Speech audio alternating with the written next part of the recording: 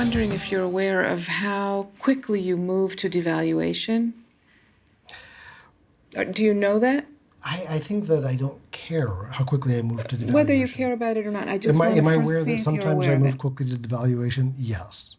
But I'm also noticing how difficult it is to actually meet you. I notice even in the way I'm talking to you that it's very hard to get it right. Like when I try to say back to you what's going on, what I just heard, it's never right. And when you correct me, I can see why you're correcting me. I understand the nuance and where I missed the point. That's very frustrating for me.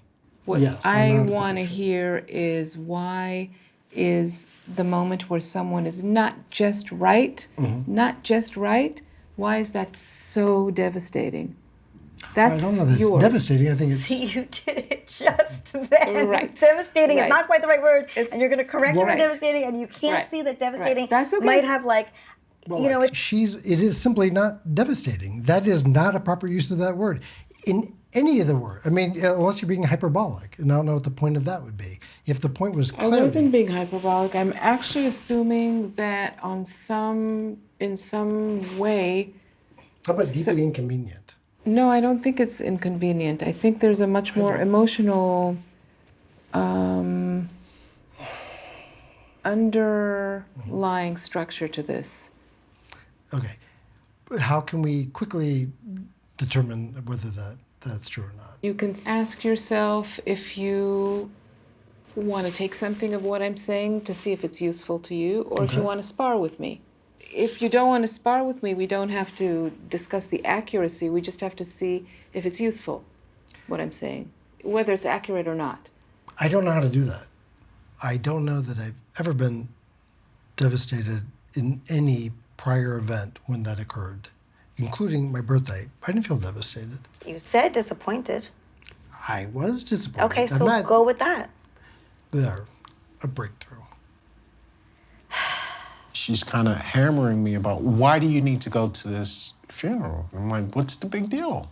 And then she says, I asked you to do something for me. You couldn't do it, but you're going to go to a stranger's funeral.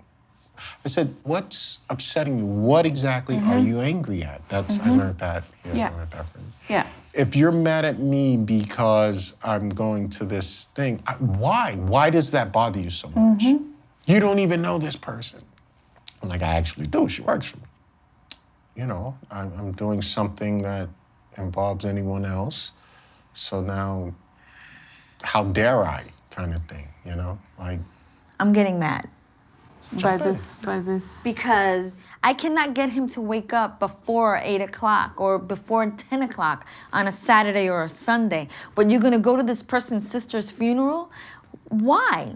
A lot of people die, people's mothers, sisters, cousins, brothers, uncles die at his job. So I need to know who this person is, what the importance of this person is that made you get up. I want to try to cut to the chase. The moment you're going like, why aren't you? You're already back in the same trap.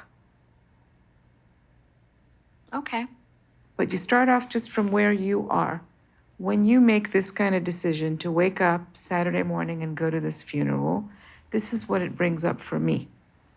It makes me feel like everyone else has a level of priority in his life that I don't. Okay. Can you just say that? I want to see what happens. Can you imagine not even taking the bait and going straight to the heart? yeah. But what would happen if Deshaun said, you know you're the most important person in my life.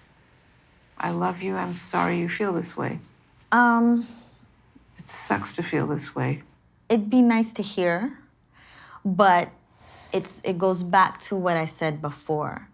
You know, you can't punch somebody in the face and then tell them you love them. Who do I believe? What's the punch? The punch in the face? Like literally, you can't punch somebody in the face. But what is the analogy? What's the the analogy is you can't do two different. But what was the punch? The punch is you doing exactly what you're sorry about. Meaning going to the funeral? Or making those kinds of decisions. Wait, Elaine, making me feel that way. He's not making you feel this way. He's not making you feel this way. He's deciding to do something that he thinks is important. Yeah. That is not that is not the equivalent of punching you in the face. Perhaps the analogy is a little rough, But but it's not only a little rough, it gives you a direct clue as to where these feelings come from. that's interesting. Well, that's what I'm struggling with is because, you know, we've been together, 6, 7 years, and I feel like I've been patient. I've been trying to understand him. And I was thinking about it the other day. One of the reasons why I did fall in love with him, because I saw a little bit of me, the younger version of me in him, and I wanted to take care of that person. I wanted to be there in a way that nobody was there for me. What did you see? That inner child, you know, the one that was neglected, that wasn't given what they needed, you know? But yeah, and that's what connected me to him. But I think over the years, I found myself not getting what I needed. And however I expressed whatever I need, he didn't hear it. I didn't feel like he listened. And I'm just tired. Like, you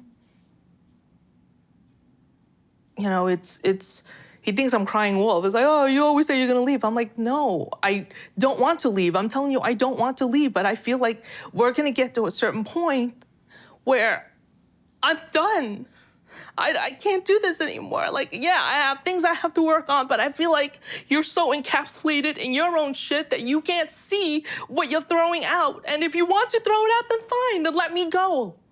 Move on. I would like to move on with my life.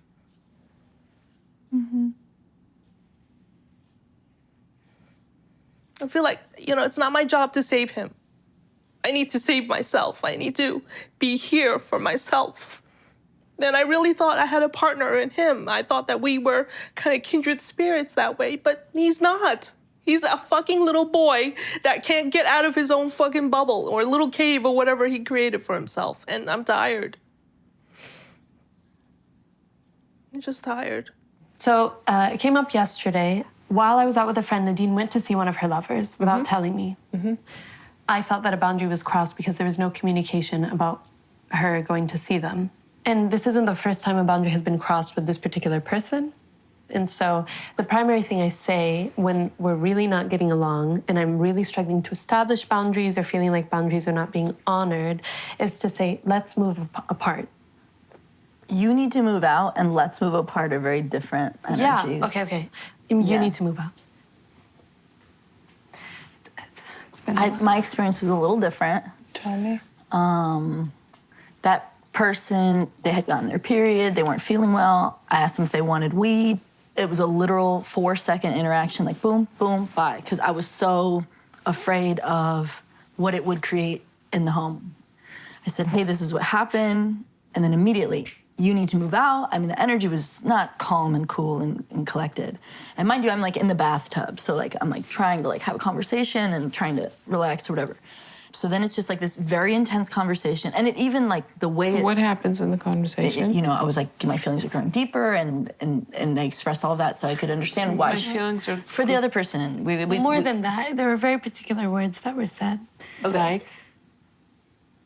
I might be, like, it might be a love thing, you know, that I might be feeling. And then I feel like I can't even, I don't know what to do with myself with how I'm feeling towards this person, what it's creating in the home. What to you? I feel like I'm a bad partner, I'm a bad lover, I'm a bad everything, and all I do is hurt people, and this is what I'm doing to her, and it was literally like going under the water because I felt like I had no place. You had nowhere to go where Yes. you didn't feel Christine's feelings. Yeah. And sometimes it almost feels like you're responding in a disproportionate way because I feel like you don't like this process at all. Like you don't want to be open, you don't want to be poly, you hate it, and now like I'm just having to like sit here with you hating this relationship.